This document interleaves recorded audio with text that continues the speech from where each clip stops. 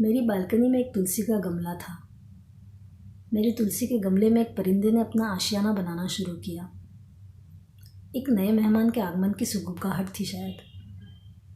तुलसी का पौधा सूख न जाए इसकी उलझन थी मुझे। कबूतर का वह जोड़ा दिन भर मेहनत कर अपना घोंसला बनाने के लिए तिनके जमाता और मैं तुलसी की चिंता करते हुए उन्हें हटाकर नीचे रख देती, लेकिन वे दोनों फिर उसे गमले में रख देते मानो जिद पर ही अड़े हो। और उनकी इस जिद का एहसास मुझे तब हुआ जब मुझे पता चला कि हमारे घर भी एक नया मेहमान आने वाला है। और तब मैंने हार मान ली।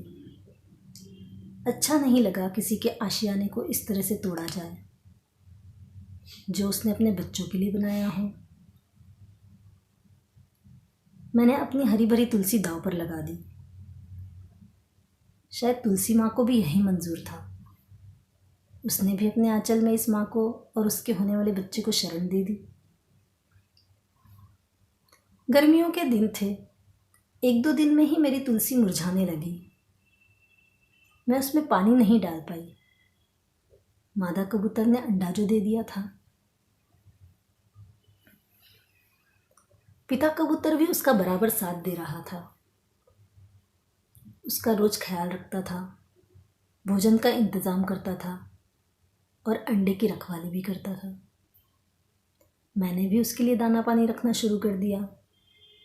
और फिर एक दिन कवच तोड़कर बच्चा बाहर आया।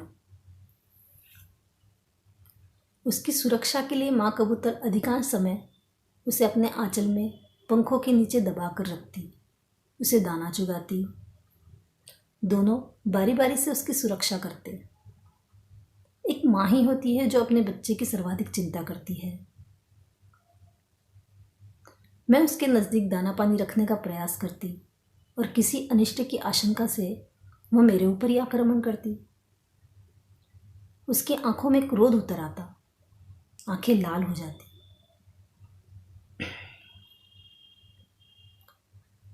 अब बच्चा बड़ा हो गया था। माँ के आंचल के पीछे से झांकने लगा था, फुदकने लगा था। मेरी तीसरी मंजिल के फ्लैट की बालकनी उसका घर आंगन बन गई थी। और एक दिन घोंसला खाली हो गया। नन्हे मेहमान के पर जो लग गए थे। कुछ दिन तो उसके माता पिता घोंसले के पास आते रहे, थोड़ी देर बैठते, इंतज़ार करते और फिर उड़ जाते। मेरी बालकनी सूनी हो गई। और कुछ दिनों के बाद फिर वही सिलसिला शुरू हो गया, तिनके जमाने का। लेकिन इस बार जोड़ा दूसरा था।